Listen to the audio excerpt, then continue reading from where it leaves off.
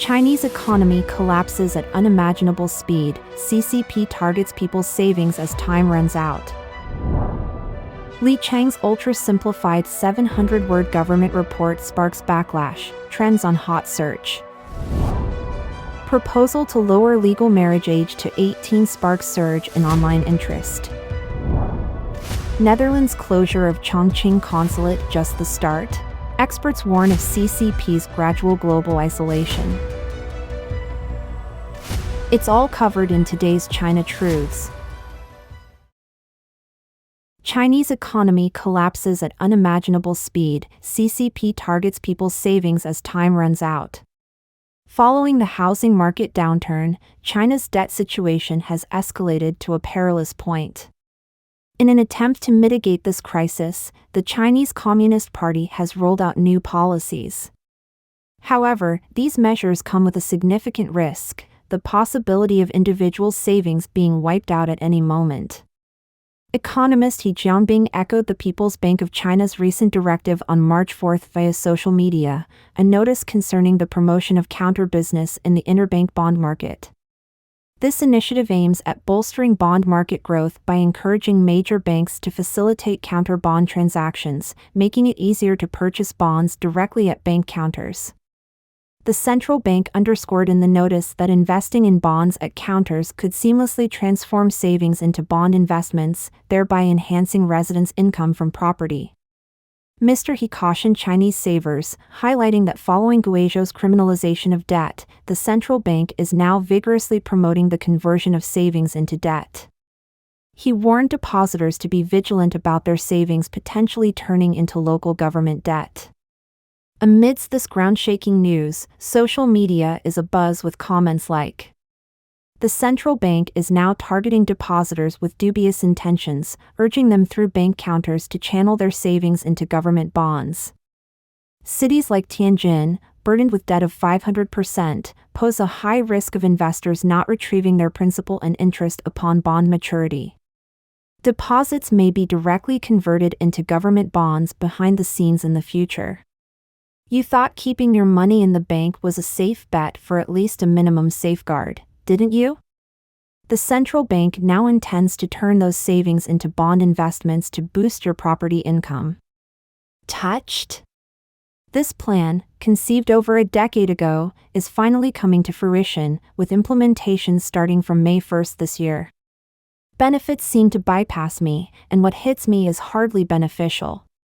With no prospects in real estate, stock markets, foreign investment, and consumer spending all dwindling, financial resources at all levels are dwindling, struggling to sustain the CCP's forces. The CCP's gaze has now shifted to the savings of the populace. Should this policy be executed, the protection over people's bank deposits would vanish, showcasing a blatant exploitation of the populace. Is this akin to open plundering? Where bandits once lurked in the mountains, they now operate from within banks. Additionally, there's speculation that the CCP's measures might spark a revival of a nationwide Protect the Road movement, heralding a new era. In this context, the Protect the Road refers to a grassroots movement or campaign aimed at safeguarding citizens' interests when they are encroached upon by the government. The crises in real estate and debt not only pose a threat to the citizens of China but also sound alarms internationally. According to a recent report by the Australian Broadcasting Corporation, ABC, the downfall of the Chinese property market has escalated local government debts to a staggering $13 trillion. The Chinese stock market has hit its lowest level in 5 years, witnessing a withdrawal of almost $7 trillion from the Chinese and Hong Kong stock exchanges since 2021. As international investors pull out of China, the plummeting stock market represents a catastrophic blow for the nation's 220 million stockholders. This situation, compounded by the financial strain from falling property prices, has made Chinese consumers even more hesitant to spend, leading to a surplus of savings in December 2023. The ABC report warns that time is quickly running out as China's economy crumbles faster than ever before. The breakdown of the Chinese real estate sector has led to a catastrophic collapse, with the country now facing deflation, a concern that poses a more immediate global threat than military conflicts. Goldman Sachs analysts draw parallels between China's property market crash and the 2008 U.S. housing market collapse, which sparked a worldwide financial crisis. Although China's banking system is less integrated with the global economy, the unpredictable political maneuvers of Xi Jinping, the Chinese Communist Party's leader, remain a wild card. History has shown that militaristic leaders, aiming to divert attention from domestic troubles, have frequently engaged in aggressive actions abroad. Li Qiang's ultra-simplified 700-word government report sparks backlash, trends on hot search. The Chinese Communist Party's 2 sessions have begun, amid controversy over the announcement from the National People's Congress spokesperson that there won't be a premier's press conference post-meeting. Premier Li Qiang's succinct government work report, released on March 5 and consisting of just 700 words, once again quickly became a hot topic online. The report zeroes in on 3 main areas, reviewing 2023's achievements, setting goals for 2024, and outlining significant tasks for the year ahead. 2023 saw notable accomplishments: a 5.2% GDP growth, grain production hitting 1.39 trillion caddies, approximate £1.529 trillion, the creation of 12.44 million new urban jobs, and over 2.2 trillion yuan in tax and fee cuts. The year also marked China leading the global market in new energy vehicle production and sales, with exports of electric vehicles, lithium batteries, and photovoltaic products, collectively termed the new 3 items, surging nearly 30%. For 2024, the objectives include a GDP growth target of around 5%, creation of over 12 million new urban jobs, keeping the consumer price index rise around 3%, ensuring grain production surpasses 1.3 trillion caddies, around 1.43 trillion pounds, and reducing energy consumption per GDP unit by about 2.5%. Key initiatives for the year involve holding the planned fiscal deficit rate at 3% and advancing policies in government investment, special government bonds, emerging industries, the digital economy, consumer market, housing, employment, rural revitalization, urbanization, education, health insurance, with a 30 yuan, around $4.17, increase in per capita fiscal subsidy for medical insurance, social security, enhancing the minimum monthly basic pension for urban and rural residents by 20 yuan, around $2.78, further opening up the economy, environmental protection, among others. 5.2% growth attributed to self-deception and self-amusement. On March 5, independent commentator Chongqing critiqued on X platform that Li Qiang's first government work report merely recycled outdated phrases from the Central Economic Work Conference, lacking any novelty. He noted that Li Qiang boasted about China achieving a 5.2% economic growth last year without major stimulus, suggesting a move away from aggressive economic boosting measures. Yet, Kai argued, the reality is that China's actual economic growth was negligible, rendering the 5.2% figure as mere self-deception. Kai pointed out that the report's goals for the year, aiming for 5% GDP growth, over 12 million new urban jobs, and an urban unemployment rate of about 5.5%, are unrealistic. He highlighted the inconsistency in job creation figures with the actual youth unemployment rate, which soared to 50% last year, leaving at least 30 million unemployed, and with nearly 11.87 million new graduates entering the job market, the employment issue remains dire. Moreover, Kai criticized the report's lack of substantive solutions to pressing challenges like the real estate and local government debt crises, demographic shifts, high youth unemployment, reduced domestic and export demand, and the retreat of foreign investments. He concluded that Li Qiang's report, while aiming to boost confidence in China's economy domestically and internationally, fails to provide a solid basis for such optimism amid these unresolved issues. Mainland Chinese netizens scoff at paltry 20 yuan hike in basic pension. A Liaoning user pointed out that 20 yuan, about $2.78, isn't even enough to buy a pound of pork. In Zhejiang, someone mockingly asked, "Is this supposed to be a charity for beggars?" A Guangdong commenter humorously noted the difficulty of spending such a sum, adding, "Must be brimming with joy, aren't we?" and questioning the lowliness of the amount. Another quipped about ceasing to have children, suggesting that soon, without farmers, government officials might have to do the farming themselves. Meanwhile, a Zhejiang resident called for a cut in civil servants' perks, excluding those in frontline roles. Some even sarcastically expressed eternal gratitude towards the Communist Party and its 8 ancestors. Netizens, meaning merely a public deception, CCP's final deceptive feast. On Platform X, netizens expressed skepticism about Li Qiang's prospects, noting, "He's stuck, even if he wanted to resign, he couldn't, and he's inevitably going to be blamed, and Li Qiang is destined to be the fall guy, a difficult fate to dodge." A sycophant too scared to even fake a press conference, what good can come from him? His real danger lies in his nothingness without Xi Jinping's Marxist-Leninist backing. He'd praise Xi to the skies in the government report if that's what it took. The lockdown in Shanghai in 2022 is damning evidence. Criticism abounds, with netizens saying, "Just a group of inept idiots following a deluded fool," and coming from banditry, the Communist Party is both ignorant and crude.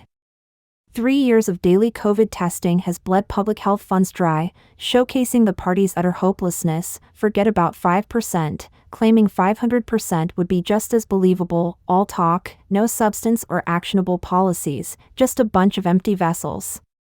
Further comments reflect deep disillusionment. It's like watching the countdown to another Soviet collapse. The endgame of militarism is always the same, whistling past the graveyard of past conflicts for false bravado, and the meetings are nothing but staged photo ops meant to dupe the public, adding, "Li Qiang's ongoing deceit marks the CCP's grand finale of fraudulence, underscoring the urgency to dismantle the regime."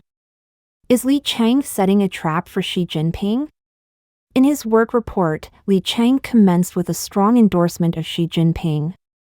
He outlined the past year's challenges, including an exceptionally complex international environment and significant reform, development, and stability tasks. Despite these, he credited the ability to resist external pressures and surmount internal obstacles to secure major decisive victories squarely to the leadership of General Secretary Xi Jinping. Li Qiang's report conspicuously mentioned Xi Jinping 16 times and emphasized security 29 times, compared to last year's counts of 14 and 25, respectively. Further, Li Qiang declared the imperative of staunchly defending the authority and unified leadership of the party's Central Committee with Xi Jinping at its helm, positioning the State Council as the faithful executor of the committee's decisions. Commenting on this, Deng Yuan, a current affairs commentator and Voice of America columnist, shared on the X platform that the frequent references to Xi Jinping could be seen as dual-edged, on one hand, demonstrating Li Qiang's allegiance to Xi, and on the other, potentially laying a groundwork that attributes not just successes but also the multitude of existing issues in the overall disarray to Xi Jinping's leadership.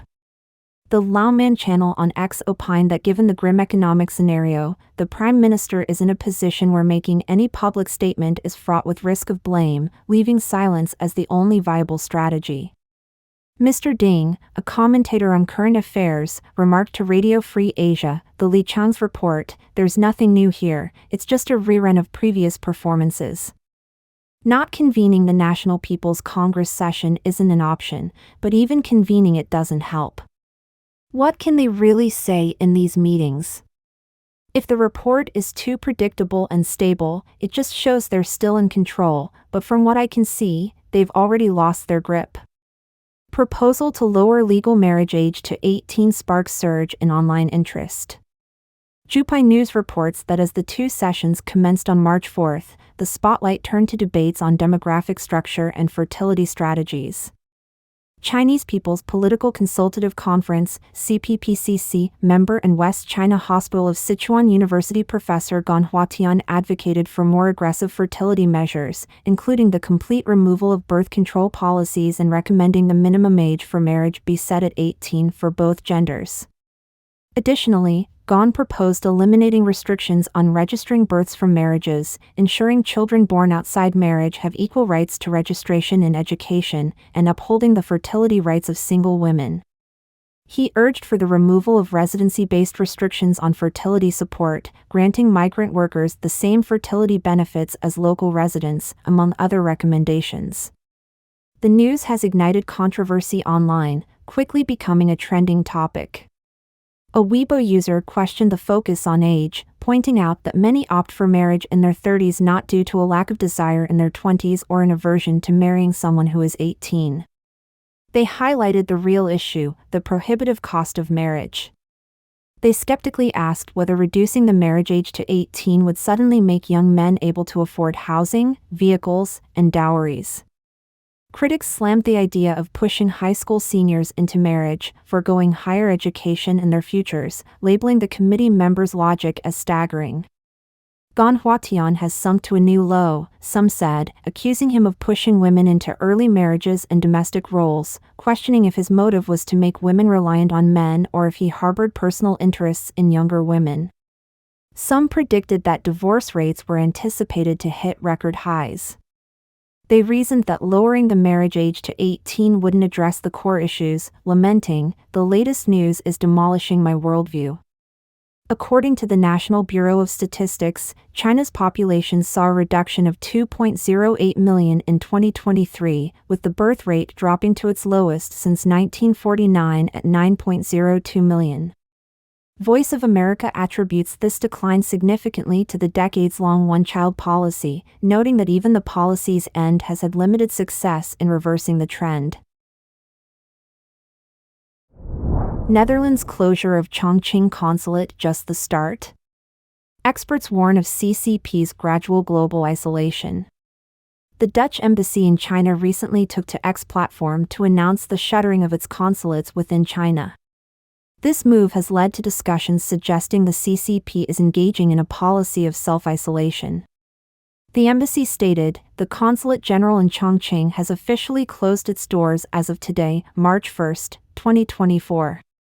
The embassy in Beijing will now also cover Chongqing, Sichuan, Shaanxi, Yunnan and Guizhou." No rationale was provided by the Dutch embassy for discontinuing its consulate operations in Chongqing.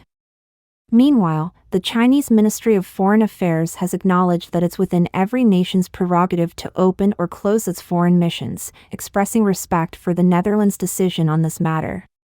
Bloomberg reported that during a meeting with foreign business leaders in Chengdu last Friday, a representative from the Netherlands mentioned the closure was due to a minimal business footprint in that area. The Dutch embassy's decision to close its consulate aligns with China's broader struggle to attract foreign investment. Mid-February figures from China's State Administration of Foreign Exchange revealed a 30-year low in foreign enterprise direct investment growth in 2023, highlighting China's economic challenges. Currently, the CCP is actively seeking foreign capital to revive its sluggish economy. The Netherlands and China enjoy a significant trade and economic partnership, with the Netherlands being China's second-largest EU trade partner. Yet, the bilateral relationship has been strained by the fallout from Russia's invasion of Ukraine and intensified trade disputes. Last year, Dutch intelligence labeled the CCP as the foremost threat to the Netherlands' economic security, despite China's key trade partnership. Amid the US-China tech conflict, marked by stringent restrictions on exporting advanced semiconductor technology to China, the Netherlands has sided with the US, tightening controls on the export of sophisticated photolithography machines to China. Consequently, ASML, the global leader in advanced semiconductor lithography machines, has halted the sale and shipment of this critical equipment to China, significantly impacting the CCP's advanced chip development and production capabilities. The Epoch Times suggests that the Chongqing consulate's closure, though seemingly unrelated to these wider strains, mirrors the Netherlands' cautious approach in dealing with the CCP. This move may also signal a shift in how nations are adapting their diplomatic efforts in light of the evolving global landscape and the CCP's aggressive foreign policy. The implications of such actions are expected to reach beyond bilateral ties, influencing the broader matrix of international diplomatic and economic relations. Professor Zhang Tianliang, host of the Tianliang Times channel, views this as evidence of the CCP's gradual isolation. Mr. Zhang observes that the CCP's lack of transparency and the unpredictable operating environment for foreign businesses in China might be leading to a trend where countries begin closing their consulates in China. He further differentiates the current isolation, imposed externally by developed nations holding the keys, from past self-imposed isolation, suggesting that reopening would necessitate improved relationships, posing a significant challenge to simply deciding to open up. Western nations have increasingly pursued de-risking strategies, gradually distancing themselves from the CCP in recent years. In addition to economic and trade concerns, another incident that has impacted China-Netherlands relations recently involved the harsh treatment of two journalists from the Dutch National Broadcasting Foundation (NOS) by Chinese police during their coverage of a protest in Chengdu, Sichuan. The Chinese Foreign Ministry has stated it was unaware of the event, while stressing the need for foreign journalists to comply with Chinese law. Analysts suggest that this incident will further strain China-Netherlands relations. Let us know your thoughts on today's topic by leaving a comment below. If you found this video helpful, please share it with a friend. It inspires us to continue creating more quality and reliable content. Don't forget to like and subscribe for more interesting insights from China Truths. Thanks for tuning in.